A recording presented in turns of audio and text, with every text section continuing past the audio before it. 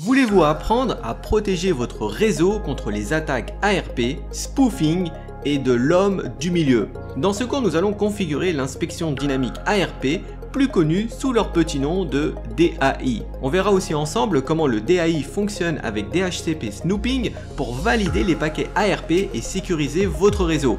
Alors êtes-vous prêt ou prête à apprendre à configurer et vérifier cette puissante fonctionnalité de sécurité?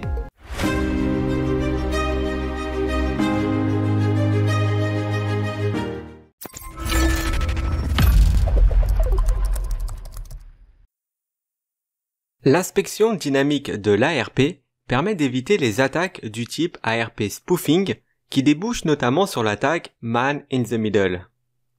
C'est une sécurité qui permet de valider les paquets ARP dans le réseau. Pour ça, il utilise le DHCP Snooping pour vérifier qu'une adresse MAC a bien obtenu son IP via le serveur DHCP trusté, c'est-à-dire d'un DHCP viable. Nous allons voir comment le configurer. Voici la topologie que nous utiliserons. Nous avons en tout 4 appareils. Le routeur de gauche est un hôte qui sera un client DHCP. Le routeur de droite est le serveur DHCP. Celui du haut est le routeur utilisé par l'attaquant. Et au milieu, nous avons un commutateur qui est configuré pour l'inspection dynamique ARP. Nous allons commencer par configurer le switch en ajoutant l'ensemble de ses ports actifs dans le VLAN 10. Maintenant que nous sommes sûrs que ces ports font partie du même VLAN, nous pouvons configurer le DHCP Snooping. Les commandes IP-DHCP Snooping et IP-DHCP Snooping VLAN 10 permettent d'activer le DHCP Snooping en globalité, c'est-à-dire sur l'ensemble de ses interfaces. La commande NoIP-DHCP Snooping Information Option permet de désactiver l'insertion de l'option 82 dans les paquets DHCP. Rappelez-vous que dans certains cas, en activant le DHCP Snooping, il se peut que les clients aient du mal à recevoir la conf du serveur DHCP, c'est pourquoi on désactive cette option. Pour continuer, il ne faut pas oublier de faire confiance à l'interface qui se connecte au serveur DHCP. C'est-à-dire sur l'interface 03 avec la commande IP DHCP Snooping Trust. À partir de maintenant, notre switch gardera une trace de ces messages DHCP. On va donc passer sur le routeur de droite pour lui configurer une IP et le déclarer en tant que serveur DHCP.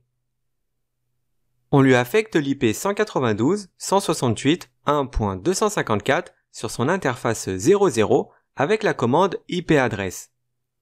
La commande IP-DHCP pool permet de donner un nom au pool DHCP. Et avec la commande network, on ajoute la plage IP que le serveur DHCP attribuera aux hôtes. On va maintenant voir si l'hôte peut obtenir une adresse IP par le serveur DHCP. La commande IP-adresse DHCP activera le DHCP sur le port 00 de l'hôte. Après quelques secondes, on pourra voir que le DHCP lui a bien attribué une IP qui est dans l'exemple la 192.168.1.1.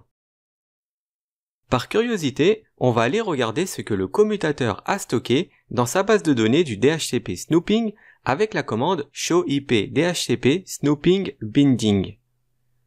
On voit bien notre entrée qui contient l'adresse MAC et l'adresse IP de l'hôte. Nous sommes maintenant prêts à configurer l'inspection dynamique de l'ARP qui se configure d'ailleurs qu'avec une seule commande, la commande IP ARP Inspection VLAN plus le numéro de VLAN. Dans l'exemple, il s'agit du VLAN 10.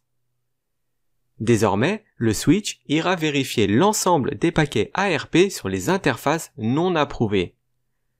Rappelez-vous que par défaut, l'ensemble des interfaces sont non trustées, c'est-à-dire non viables, hormis celles qu'on vient de configurer et qui mènent droit vers le serveur DHCP légitime. On va maintenant vérifier si ça fonctionne. Pour ça, on va configurer l'IP 192.168.1.2 sur l'hôte qui tentera une attaque avec la commande IP-adresse. Et on va tenter de pinguer à partir de l'hôte attaquant vers le routeur DHCP. On voit que le ping ne passe pas. On va donc aller voir ce qu'en pense le switch. Comme on peut le voir, d'après les logs du switch, toutes les requêtes ARP de l'attaquant ont été abandonnées.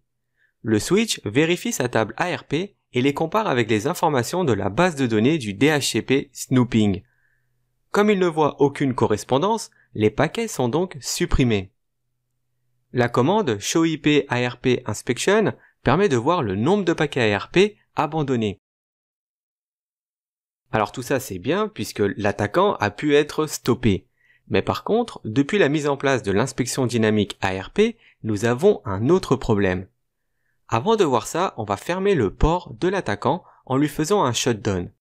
On va maintenant voir ce qui se passe lorsque nous essayons d'envoyer un ping de l'hôte vers le routeur DHCP. Le ping ne passe pas. Alors pourquoi depuis son activation, l'hôte ne peut plus accéder au serveur DHCP? Si on va voir du côté du switch, on peut voir que notre ping a généré des logs d'erreur. D'après ces logs, on peut en déduire que le switch supprime les réponses ARP du routeur DHCP vers l'hôte. Et du coup, comme le routeur DHCP n'a aucune idée de la façon d'atteindre l'hôte, alors le ping échoue.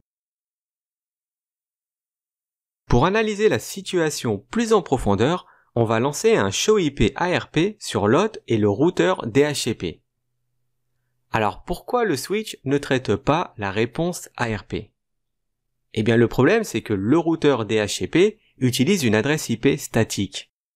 L'inspection dynamique de l'ARP vérifie la base de données du DHCP Snooping sur toutes les interfaces non approuvées, c'est-à-dire non viables ou non trustées. L'interface 03 du switch est viable côté DHCP Snooping, mais pas côté de l'inspection dynamique ARP. C'est pourquoi le paquet ARP est supprimé. Pour résoudre ce problème, il y a deux solutions. Soit créer une entrée statique pour le routeur DHCP, ou bien configurer le port 03 du switch comme un port trusté, c'est-à-dire viable. Nous allons donc voir les deux solutions. On va commencer par la première. On va d'abord créer sur le switch une liste d'accès ARP qui autorise l'adresse IP et l'adresse MAC du routeur DHCP. Ensuite, on va l'appliquer sur l'inspection dynamique de l'ARP avec la commande IP ARP inspection filter, suivi du nom de la liste d'accès puis du numéro de VLAN. Avec cette config, le switch vérifiera d'abord la liste d'accès ARP et lorsqu'il ne trouvera aucune correspondance, alors il passera à la vérification de la base de données du DHCP Snooping. Si on relance notre ping, ça devrait fonctionner. L'autre façon de résoudre ce problème est de configurer l'interface 03 du switch comme étant approuvée par l'inspection dynamique ARP avec la commande IP ARP inspection trust. L'inspection dynamique de l'ARP autorise tous les paquets ARP sur des interfaces de confiance, c'est-à-dire trustées. Avant de terminer le cours, nous allons parler rapidement de la commande IP ARP inspection limit rate. Par défaut, le trafic ARP est limité à 15 paquets par seconde sur les interfaces non trustées, c'est-à-dire qui ne sont pas de confiance. Dans l'exemple, on passe de 15 à 10 paquets par seconde pour l'interface 01. Et la dernière chose que nous allons voir est la commande IP ARP inspection validate, suivie d'un point d'interrogation. Cela permet d'ajouter des contrôles de sécurité supplémentaires. DST MAC permet de vérifier l'adresse MAC de destination de l'entête Ethernet par rapport à l'adresse MAC cible du paquet ARP. IP permet de vérifier les adresses IP invalides, par exemple celles en 4x0 et 4x255 ou bien les adresses multicast. Et CRC MAC permet de vérifier l'adresse MAC source de l'entête Ethernet par rapport à l'adresse MAC de l'expéditeur du paquet ARP. Alors il est possible d'activer qu'une seule de ces options en même temps. Par exemple, si nous souhaitons activer la vérification par l'adresse MAC de destination, la commande sera IP ARP inspection validate DST MAC. Et c'est tout pour l'inspection dynamique de l'ARP. C'est une fonctionnalité de sécurité très intéressante, mais assurez-vous d'avoir des listes d'accès ARP de configurer pour tous les appareils disposant d'adresses IP statiques avant de l'activer. Sinon, la majeure partie du trafic sera bloquée dès son activation.